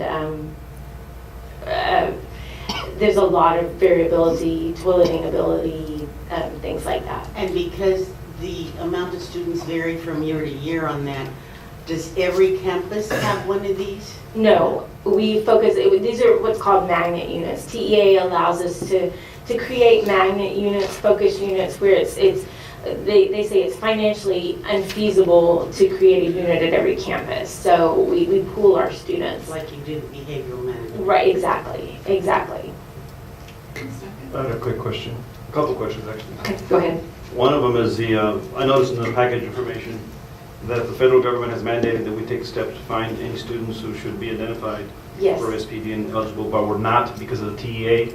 Is that in ongoing process, or is that It's an ongoing process, and we have always engaged in what's called Child Find, looking for our children with disabilities. We put notices in the paper, we do routine screenings. TEA set a criteria for a while that were limiting the students that could be eligible for special education, and that was found to be a bad practice by the federal government. The federal government recently has told the state they did not treat students correctly. Was it 8.5% cap? Yes, the 8.5% cap. So we never in Seguin ISD hit that 8.5% cap. I think the lowest we got was about 9.2%, but we did go from 11% prior to that to a 9%. So there was a significant decrease in the students identified, which we're back up on the rise again. Okay. So we're finding them again. We're serving them. And the ARD committee, is that campus specific, or do they have one for several campuses? It's student specific actually. So each student has their own ARD made up of an administrator on the campus, a general education teacher of the student, a special education teacher of the student, the parent, and then an assessment specialist. Those are the required members of the ARD committee. Okay, and how is that linked with the SPED task force per campus? There's no linkage there. The task force is a district-created group that was a process where people applied to participate in the task force. So we're working at the district level to address special education issues. The ARD is a student-specific meeting committee. So some of our task force members are ARD committee members, so there's the linkage there. There's some link there. Yes. Thank you. Ms. Duncan? I just want to make sure that every child is getting the services that they're supposed to be given. What is the accountability there? Right. So we work very hard to do that. As part of the case manager notebook, one of the things that we ask teachers to do is at the beginning of every year, every student has this annual ARD meeting that we devise the IEP, which is the blueprint for all services to be provided to that child. So the teacher, the step one in the case manager notebook is every year you take out that IEP and you ensure that the student's schedule and services are set, that everybody's on the same page. The speech therapist knows they're supposed to be there. The occupational therapist knows that we take great steps to make sure that students get the services that they need. And that's got to be a give and take from the campus and our department. So we monitor that. And another, the accountability also lies with that campus administrator that is representing on that ARD committee as well, to make sure that they're following through with the IEP. The campus is responsible for IEP implementation, and the principal is always the chairman of the ARD committee member. The principal is the one that says, this is what we can provide for this child. They're the deciding factor. And I think that question might stem from recent events. So can you talk about what level of accountability is in place to ensure that we prevent another incident from occurring where there were directives being given to intentionally not meet needs of our students? We are working very closely with campus administrators to ensure that there's a thorough understanding of the responsibilities of the special education program and what the duties are in monitoring at the campus level and at the central office level. We monitor continually. Our ARD facilitators are on campuses daily. The coordinators are working with the principals. I would say that without fail, we have excellent relationships this year with all of our principals and are working hand in hand to ensure that programs are monitored appropriately and principals have the information they need to monitor these programs. So we're like Santa. We have lists and we check them twice. So thank you. Brendan? I have a question about, on the slide about indicator number 3, it's the SPED, I think that's the end of course passing. Okay. That was one where it did seem like we were a little further off the state average for math and for ELA, and I wanted to see what kinds of programs we were working on to close that. The high school issue is a complicated issue because these are students that are near the end of their career. So the answer really lies in building literacy programs early. For the students that are currently in place, we focus on supports in the classroom that are available at that level. So we're working with the high school to improve our services to students and inclusion programs because we want those students in those courses. There's no substitute for the general education teacher in the high school courses. They can't be duplicated very well in special education. So we focus on providing the support in the classroom environment. But there's a lot of factors at the high school level with students and with learning disabilities, and particularly students experience some level of the courses get harder and more difficult, so we have to provide more reading supports and things like that available to them. Any further questions? No, thank you for that very comprehensive report. Thank you, and thank you for the opportunity to serve the students of Seguin. Moving on to item 7, which are consent agenda items. So policy BE local states that the consent agenda shall include items of a routine and/or recurring nature grouped together under one action item. All such items shall be acted upon by one vote without separate discussion unless a board member requests that an item be withdrawn for individual consideration. The remaining items shall be adopted under a single motion and vote as applicable. We have item 7A, approval of board minutes for the regular board meeting October 30th, 2018. 7B, approval of tax collection reports for October 2018. 7C, approval of proposed budget amendments and financial statements for October 2018. 7D, approval of donations received October 2018. 7E, approval of board resolution and interlocal agreement with Education Service Center 8. And I think it should be and. Is that an 8? That's an 8. It's an 8, okay, 8. The interlocal purchasing, okay, system program, thank you. 7F, approval of resolution approving independent sources of instructions relating to investment responsibilities.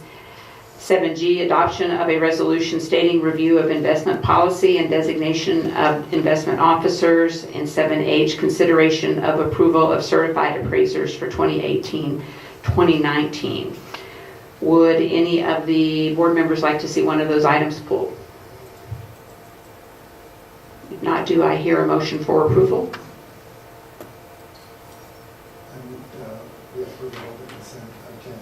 Okay, Mr. Amador has moved to approve the consent agenda items. Do I hear a second? I second. Okay, Ms. Moreno has second. Any further discussion? If not, all in favor, raise your right hand. Opposed, same sign. Motion carries 7-0. All right, home stretch. We're moving on to our action items. Action item 8A is approval of Seguin ISD Real Estate Broker Services, which was at RFQ number 19-03. And is Bill still here? It says Bill. Bill should probably be the more appropriate one, but since it is an RFQ, I'll go ahead and introduce. And if you have any questions, then certainly Mr. Lewis would be the one to speak to that. But what we have here is just representation of the RFQ process that took place, and selection has been made. The information is here for you with regard to a real estate broker that will work with the district moving forward. All right. Any questions? And it's Anders Pierce Realty. Any questions? If not, do I hear a motion for approval? Move to approve. Thank you. Ms. Duncan has moved to approve the real estate broker services that was submitted in RFQ 19-03. Do I hear a second? A second from Mr. Amador. Any further discussion? If not, all in favor, raise your right hand. Opposed, same sign. All right, thank you, Mr. Hilger. All right, moving on to item 8B, approval of 9 utility vehicles. I see you're still here. Yes, ma'am. And once again, I primarily am here to introduce the procurement process that took place. In this case, it was an RFP, a request for proposal, as opposed to a request for qualifications, which is what we just discussed. But in this case, a request for proposals. This is actual price quotes on vehicles that are needed.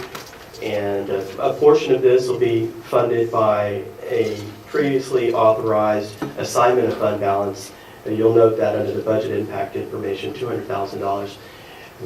Technically, the quote that came in that will be used for the maintenance department's 7 vehicles is ever so slightly above that, but they'll fund that out of their current year budget. So it really will only be $200,000 at the fund balance assignment for that portion of the trucks. There are an additional 2 trucks that are needed for the child nutrition department.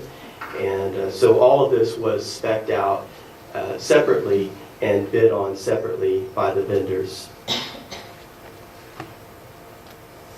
And so this is to approve the contract with Griffith Ford. Yes, ma'am. Right. Any questions? Yes, sir? I had a question real quick. I noticed there were all zeros in Chuck Nash. Is that local or San Marcos? That's San Marcos. And I saw the notation down at the bottom, So is that titles received unsealed? Or was it altered? Correct. What we received basically, and we can't accept, was an unsealed bid. And because of that, there's... No, I was just wondering if it was unsealed when it was sent out, but that's how you received it? That's the way we received it, yes, sir. Were those walked in or mailed in? I'm not exactly sure in this case. My guess is it must have been dropped off at the front desk. Okay. By the time it got back to the business department, it's too late. And that's why they have to be sealed, because they could change hands a number of times before they're received by the department. Further questions? If not, do I hear a motion for approval?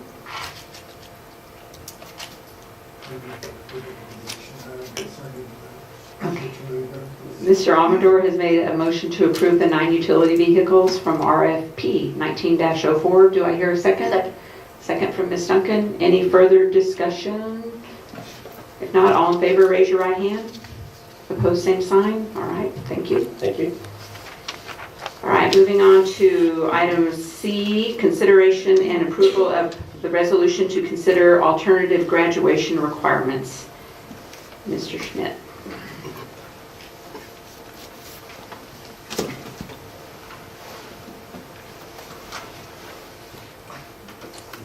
Board President Thomas Jimenez, members of the board, Dr. Gutierrez, we do have a SISD resolution to consider alternative graduation requirements resolution that we're looking at today. And basically what this does is to go back to students who entered 9th grade before the 2011-12 school year. So we're going back a ways now, looking at students who are going to be 20, 21 years old at a minimum, even back to students who possibly could have taken the TOS tests prior to tax. I mean, so we're going back a ways. What's happening here is back in 2014-15, there was a bill called Senate Bill 149, which allowed for students in 11th or 12th grade who have not passed EOC, 1 or 2 EOC exams to actually graduate by means of an IGC, which is basically an individual graduation committee.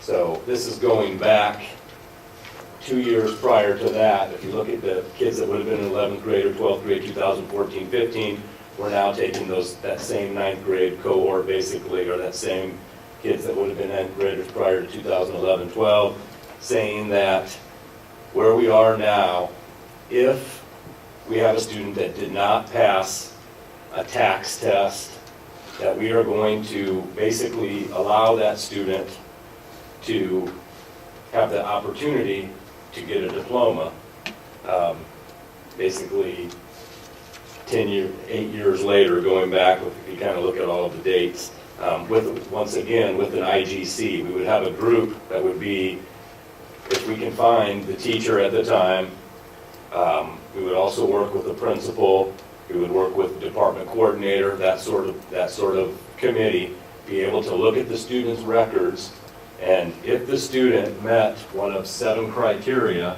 which if you scroll down a little bit, Mr. Lewis, basically what this is saying that if we have a student that did not pass one of these previous exams, however, they did demonstrate proficiency to the satisfaction of a local graduation committee, then we would look at possibly allowing these students to graduate.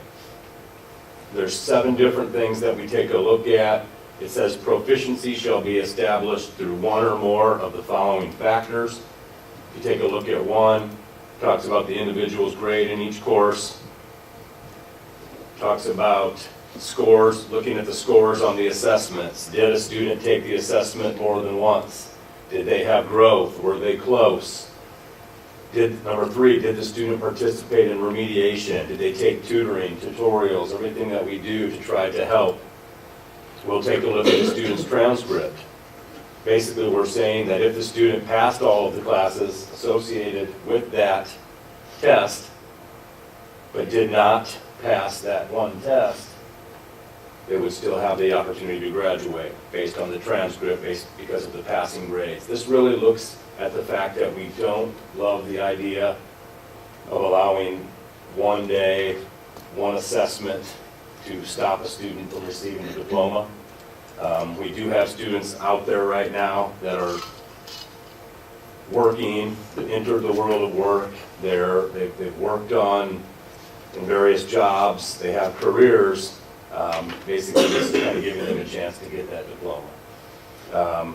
We could go a little bit further. If you take a look at item 6 there, it says we could even, in this committee, we could look and see, did the student follow some sort of CTE, career and technical path? Did they take courses? Also, do they have any other academic work or life experiences determined to be relevant? Basically, it gives local control to a committee to be able to go back and grant the opportunity for a student to graduate that didn't pass one of the state mandated assessments. We're looking at trying to provide that local control to be able to work with these students when applicable. Any questions about that? I do. Ms. Maria? Yes. Do you have you done any research as to how many students this may be? That's a good question. We have been communicating with Mr. Law at MBLC. Basically, we were looking at getting the resolution passed. We were going to go back and working with Mr. Lewis to look at data as far back as we can go, because we're actually going pretty far back right now. We do know that there are a handful of students, but as far as actually looking at all of the particulars, such as would they actually walk the stage, because we have requirements when adults are around students. I mean, we make volunteers that come in have criminal background checks and things like that. So as far as setting up all of the procedures, we haven't set the procedures up. We're looking basically for the go-ahead to start that process. So what is done presently with, let's say, the students that graduated in 2018 that didn't meet the state test? Okay. Are they given a diploma? Right, so right now, through the IGC process, which basically we have through the year 2019, Senate Bill 149 has been carried over. We have what we call IGC committees, where all the teachers, admin, counselor, and basically get together and they look at the criterion that, what did this student do? And they will even go as far as looking at possibly alternative assessments, things like that. And like I said, it really is going back to that deal that for some students, there's not an accountability win. It's not anything that we can do to help with our data as far as the district is concerned, but it's basically a shot or a diploma for a student that has passed everything, put the work in, other than passed everything except up to 2 classes currently. Is this something the student would request? How would they know? Great question, excellent question. We've worked with, had conversations with Mr. Hoffman, also just kind of starting to talk about what would our contingency plan look like. If this were to be granted, how would we go ahead and kind of do a blitz? We have talked with Mr. Law, who does keep in contact with students and has told us that there are a handful of students that he keeps in touch with. Basically, right now we communicate with students, tell them there will be a testing or in the past, there would be a testing opportunity. Would you like to come in and retest? Kind of keep giving them that shot, that opportunity. So he has a running list, and in talking with Mr. Lewis, we are able to go back with our data quite some time. So then it would actually be, would it be using multimedia? Would it be putting something on the website? We have different opportunities to reach out to those students, or former students.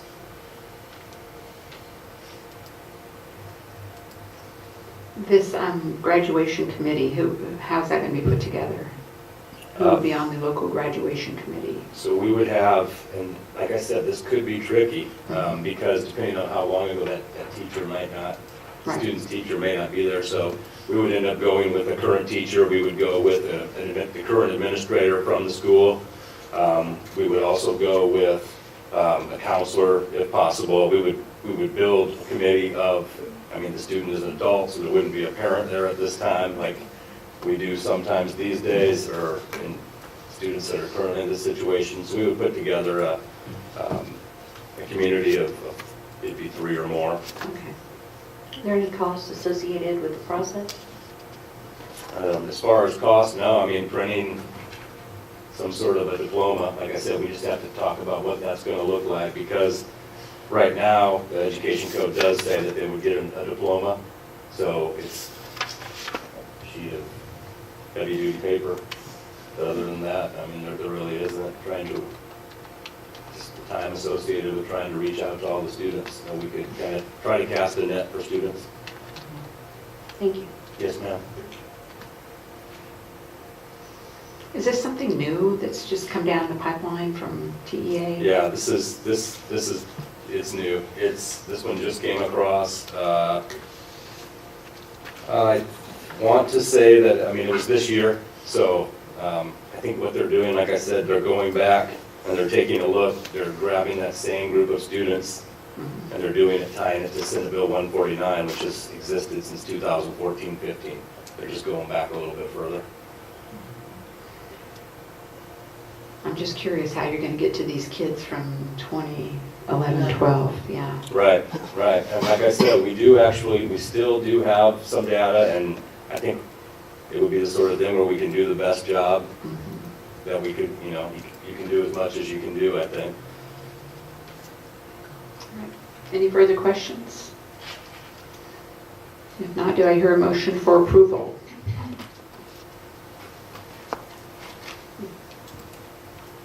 No? So moved. Thank you, Ms. Moreno. Ms. Moreno has given us a motion to approve the resolution to consider alternative graduation requirements. And I have a second from Mr. Jenkins. Any further discussion? All right. If not, all in favor, raise your right hand. Opposed, same sign. Motion carries 7-0. Thank you. Thank you. And we want to hear more about this. All right, moving on to item 8D, discussion and possible action to reorganize and select board officers. So according to Education Code 11.061C, the board shall elect officers at the first meeting after each election. So what are y'all thinking? I would like to move to keep the officers the same for now. All right. I second that motion. Yes, I move. Okay, Ms. Duncan has made a motion to keep the officers as they are presently. Do I hear a second? Second. Any discussion? I do want to let y'all know that as time goes on, we don't have to do this just once a year or after each election. Really, we can reorganize at any time. So after y'all get some training under your belt and you feel like you want to move forward up the ladder, please feel free to just reach out and let us know. All right. Cindy, it looks like we will be continuing to meet on a weekly basis. Sounds like it, yes. Okay, all in favor, please raise your right hand. Opposed, same sign. Motion carries 7-0. All right, moving on to item 8E, personnel action for professional employees. Ms. Whitman. Last one. Yes. And there are no recommendations at this time. We will probably be bringing a few in December. We're still working on some paperwork and finalizing some recommendations from the campus level. But one, we do have an acknowledgement for a resignation, Erica Villarreal, 5th grade bilingual teacher, Global Elementary, but she's been promoted to an assistant principal at Gonzales ISD. So we will consider a release upon finding a suitable replacement, and we're actively doing that as we speak. That's all. Do I hear a motion to acknowledge the resignation? I have a motion from Mr. Amador to acknowledge the resignation as listed by Mrs. Whitman. A second? Second. Okay, second from Mr. Guetta. Any questions? If not, all in favor, raise your right hand. Opposed, same sign. All right. And before we adjourn, thank you, Ms. Whitman. If any of you have any comments that you or requests that you would like to make of staff or Dr. Gutierrez, now is the time for next board meeting. Next board meeting is it's early, December 18th. It's a Tuesday. Okay. December December 18th, okay. And Nancy, did you get all the answers that you needed about the XG? Not quite, but I will. Okay, some of you I'll need to send stick an around and email. talk to Nancy. Okay, we have a team of 8 on December 19th. And new board members, you also have another training on the 6th, is that correct? So, lots of training. I Yes? have a question on that. On the December 6th, that's at Region 20? Yes. Because it said boardroom, I think, on the superintendent's. I think it did say that on the superintendent's report, that's why I got confused. Okay. Yeah. Sorry, yes. No, it's at Region 20. And Region 20 is in San Antonio, off of 35 and Walters Road. What's the So, time on that? On is December it 6 o'clock? It's 6 to 9. 6 to 9. It's 6. It's 6 to 9. Oh, that's why. I'm going on the 17th of January. Okay. Okay. And trustee orientation, 7th, and that's, okay, 7th and 14th. And that's when he's going to give you that list of acronyms. Okay? All right. Anybody else? All right, if not, do I hear a motion to adjourn? Mr. Amador? And I'll second it, so. All in favor, raise your right hand, and we adjourn at 9:33. Thank you.